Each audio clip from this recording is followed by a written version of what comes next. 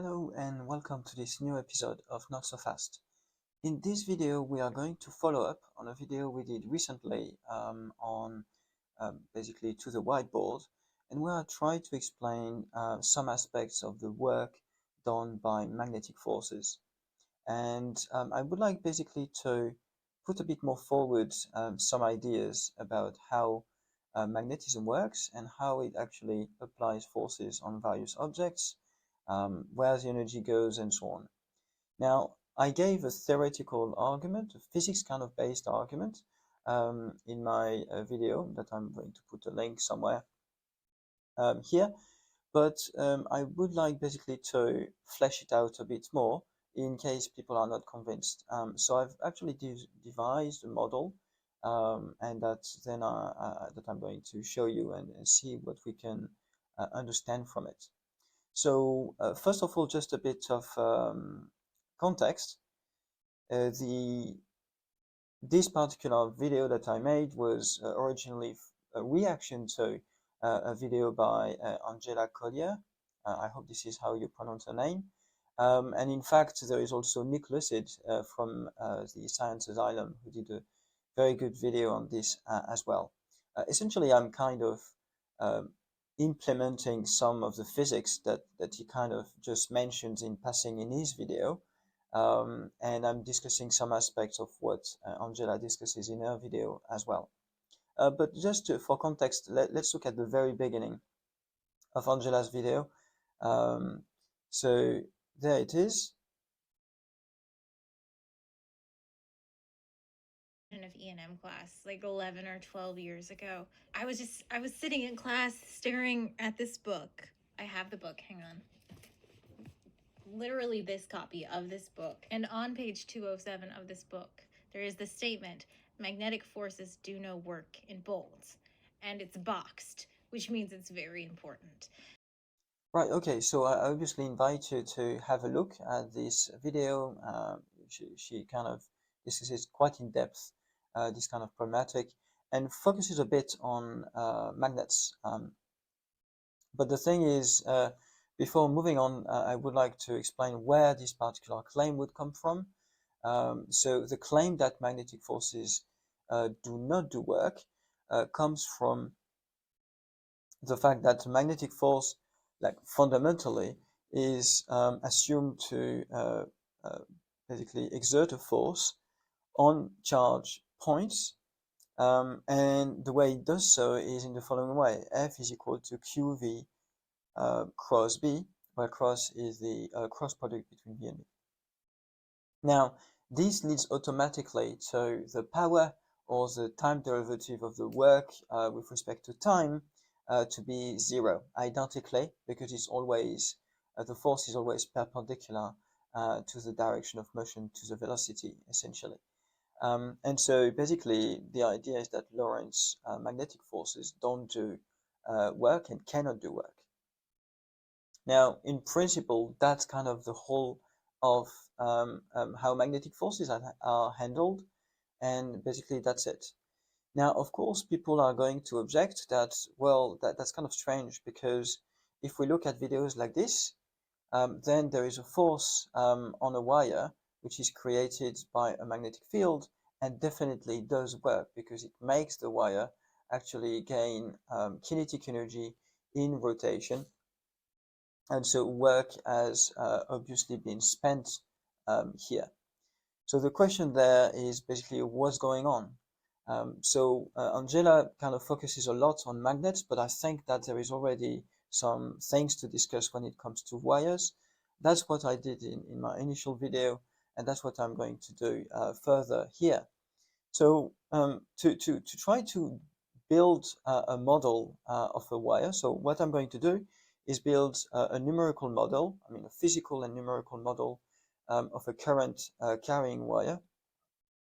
And I'm going to start like kind of safely by using what is called the Drude model.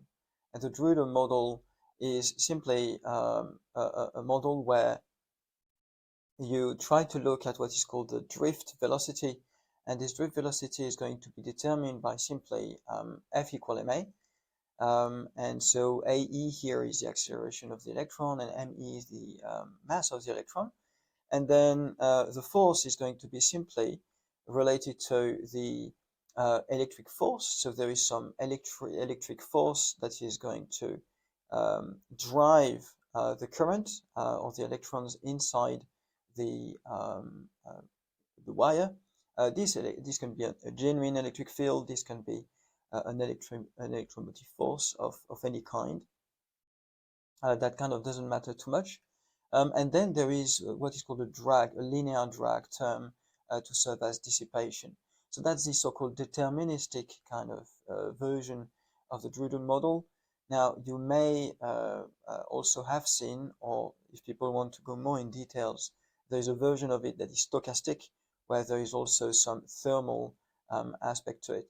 Now, it turns out that the thermal aspect to it is also embedded in gamma via what is called the Einstein-Stokes relation, but I'm not going to go that far. So for the time being, I'm quite happy with this particular expression.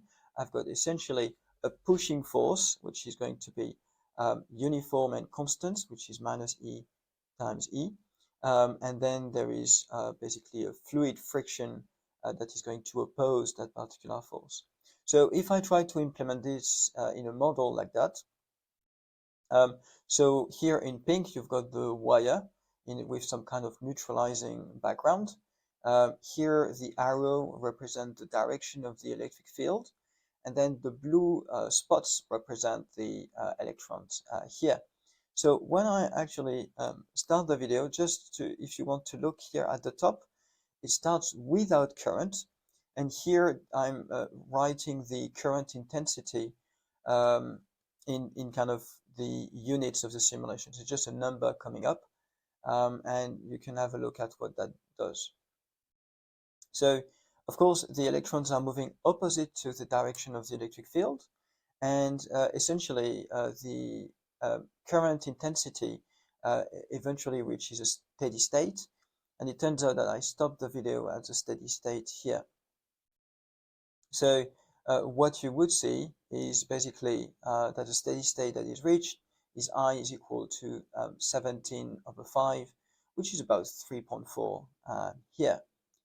Now, what I do after that is basically to introduce a new model, or at least extend the model, to incorporate both the presence of a magnetic field and also the presence of the wire, so that essentially it's impossible for the electrons to exit the wire. So the model I'm using is this one. It's a fairly kind of simple model. So I've got the very first two terms that correspond to the Drude model, driving the current, if you will, inside the wire. And then you've got the two next terms correspond simply to repulsion from the right-hand side wall of the wire and the left-hand side wall of the wire, respectively. So preventing the electrons to exit one way or the other. And I've simply taken a shape which is inspired by the Lorentz-Jones potential, or the repulsive part of it at least. And then finally, on the very last term, you've got the magnetic force, so the Lorentz force acting on the electrons. Now, because here I have a full model to care about, I also need to account for the motion of the wire. And so here I've got that the mass of the wire is capital M, its acceleration is AW, and then there is a force W, which is the force on the wire. And the force I've chosen here is basically there is a drag term, but the drag linear kind of friction is going to come from the air, for example, surrounding the wire. So that's not necessarily the same drag coefficient as for electrons inside the wire, for sure. And then for the two other terms, essentially, I'm just taking minus the force that is exerted on the electrons here. And you notice that there is a capital NE, and capital NE E here corresponds to the total number of electrons in the wire, which are going to impact, or at least in a portion of wire, which are going to all collectively act on the wire.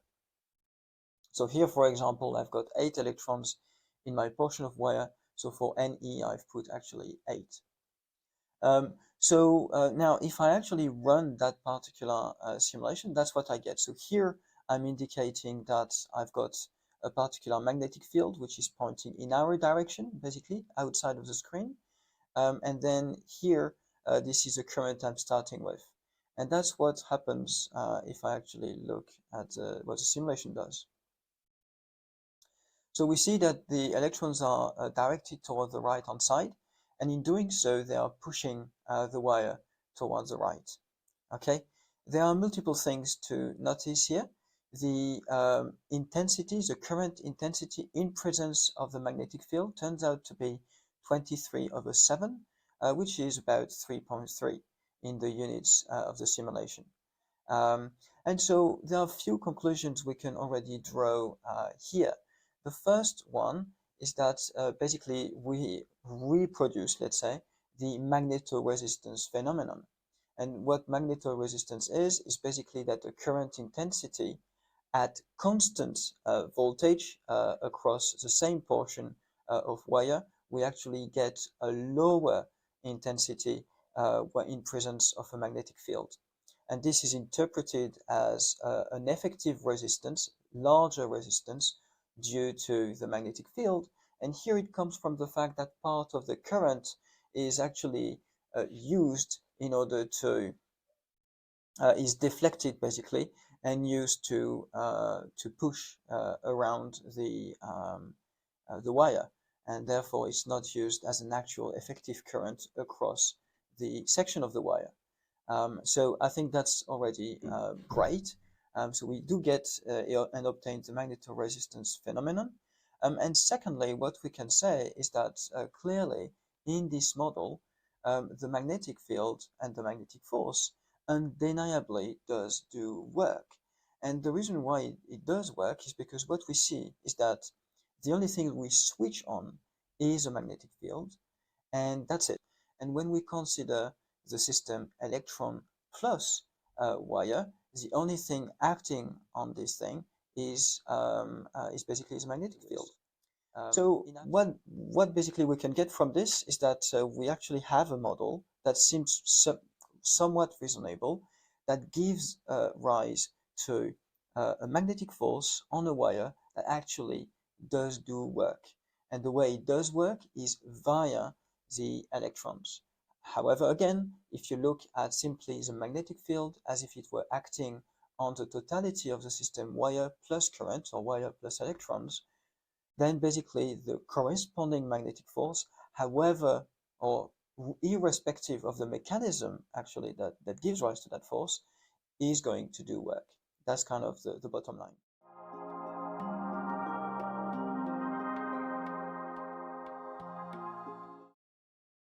Hello, this is just a short interruption from the main video here. With regards to the claim that I made that the magnetic force is actually doing work, I think we need to reason a little bit differently, or at least we need to be careful how we reason here. If we assume that or if we look at things as if the wire was a sort of inanimate piece of matter, and we are not necessarily aware or interested in the fact that there is an actual current that goes through it, then it does seem like from outside that it does do work. Okay, so there is clearly in this particular phenomenological context, it does appear that the wire is being accelerated and so on and so forth.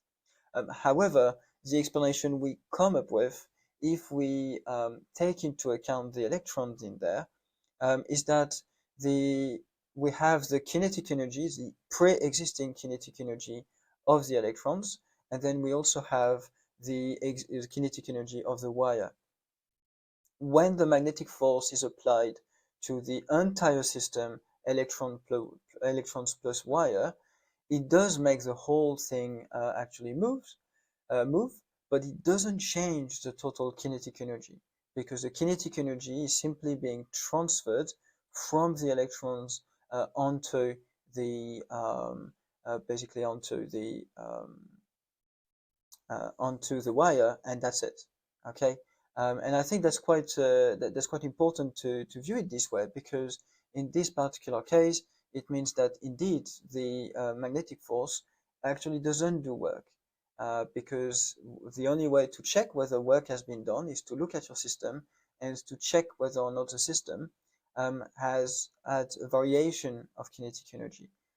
And if the system hadn't or hasn't had a variation in kinetic energy, despite the system moving around, etc., then the force doesn't do work. So I think we need to be careful about what is the system we look at. Clearly, work is being done on the wire itself, so this is without any doubt. On the system, joint system, electron plus wire, then I think that it would depend on what you call work, and in particular, if you consider that if you consider from outside. Okay, so if you are from outside, you don't even care whether there's a current or not in there, then it does, for all practical purposes, appear as if there was an actual work from the magnetic force. Okay, so the bottom line here is that a case can be made that a force is being applied, a magnetic force is being applied, and is doing work on the wire. Um, uh, but we should not lose track of the fact that the kinetic energy gained by the wire actually comes from the electron's kinetic energy. Um, so that's it. So now that this clarification or disambiguation is being made, then we can move on to, or we can go back to the video.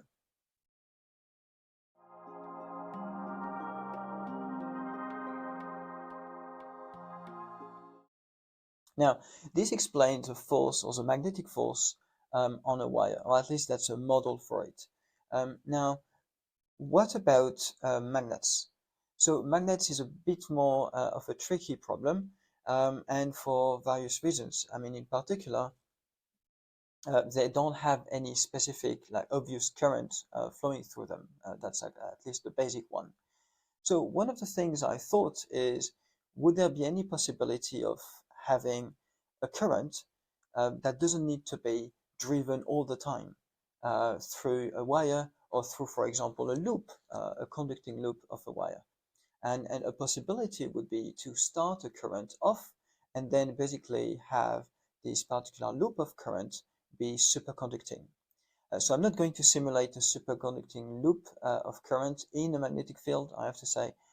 However, what I wanted to look at is the effect, first of all, if I have a sort of superconducting portion of circuit, and then I actually try to subject that to a magnetic field, what is going to happen?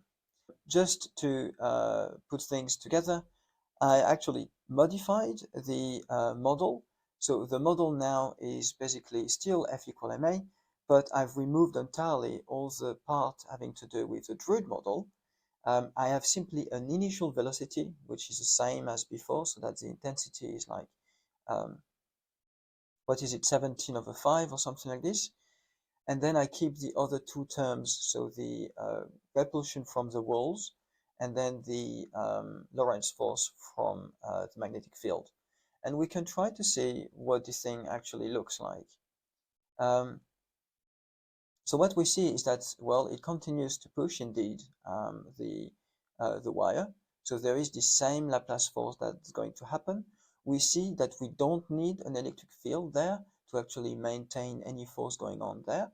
But once we switch off the magnetic field, then the wire continues to move there, because I've removed here all dissipation in the system. So what happens is that we have converted here the kinetic energy of the electrons into the kinetic, or partly at least, in kinetic energy of the wire. Now, one of the things it says is that in the ideal case where there is no friction and no dissipation, then in any case we would kind of waste energy as soon as we try to make an object move. So if we make a wire move, or a loop of current, if you will, if we make it move, then we are going to lose part of the current into the motion of these maybe tiny loops we have in our ideal magnet. Now, that's something that is quite interesting because one of the things you can query is what would happen if I were to apply a magnetic field which turns out to be exactly in the opposite direction to the magnetic field that gave rise to this initial motion here of the wire. And that's the last thing that we are going to simulate. So here we start basically from the beginning. So we have this Lorentz force and basically what is called Laplace force acting on the wire, essentially using energy from the already moving particles. And then here, as we switch in the other direction, the magnetic field, then the wire progressively comes to a halt. And if you look at the current intensity, what you're going to see is that it's increasing and basically stopping exactly at the value where we started. So it's not definitely a definite proof, but what it could be is an indication that there could be a sort of ideal magnet that could be built out of loops of superconducting wires, and then so tiny ones, and then where there is a current in there. And if you only make these magnets interact through magnetic fields, and then in appropriate fashion, then in principle you never lose the energy, the current energy inside these particular loops. Now, of course, a caveat to that very idealistic model is that in real life, let's say, there is actual dissipation, and it's unclear how this dissipation can be dealt with outside of a dramatic decision such as, for example, an intrinsic magnetic moment. By the way, an intrinsic magnetic moment can very well be classical. It can be part of a model, of a classical model. The Langevin model of paramagnetism and paraelectricity is basically like this. It's putting permanent magnets or dielectric dipoles onto point objects and simply look at what's going to happen. So there's nothing surprising or non-classical about this. It becomes non-classical or surprising if we want to commit to a specific model of elementary particles in classical physics, but nothing is actually compelling us to do so necessarily. Okay, so basically that's it really. I think that there are 4 or 5 kind of take-home message here to be put forward. So the first one is that, well, we've shown that with a simple model of the Drude model and and electrons in a wire where they can't, where they interact with the walls of the wire, then essentially we are going to see 2 things. First of all, we can reproduce the phenomenon of magnetoresistance, which is actually great. And second of all, we do observe an actual magnetic force on the totality of the system, wire plus electron, which is going to do work. And that's kind of indisputable at that point. And then the third point is that basically we can try to see what happens if we look at something in the absence of an electric field. So there is no driving force really coming from anywhere in that case.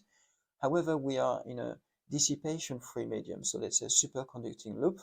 And then in that case, essentially the energy is going to come from the electrons in the system. And so part of their kinetic energy is going to be used and transferred onto the wire itself. And so in that sense, where does the energy come from for the magnetic force? Essentially, it comes from the electrons themselves that are in motion inside the medium you're looking at. Now, what that means, and one problem with this, is that it could be that magnetic forces essentially are going to exhaust the presence of currents or tiny microcurrents inside your model of a magnet or of whatever material you want. And so there's a problem because I think experimentally magnets do not seem to essentially exhaust their ability to exert magnetic forces. And so the scenario I propose here is basically that if we only deal with magnetic forces, there are ways to actually um, kickstart and kickstop the motion of objects like wires, loops, etc., simply relying on magnetic fields. And then in that case, the actual current intensity remains the same throughout all the manipulations you can make in these things. Now, the open questions remains about how we would actually do it in the case of presence of dissipation. And I must say that at the moment, I'm kind of at a loss about this. I think obviously a possibility is an intrinsic magnetic moment that doesn't need to be quantum, but maybe there are other possibilities as well. So on this note, if you've got any comments or anything like that, please do write them in the comment section, and otherwise see you in the next video.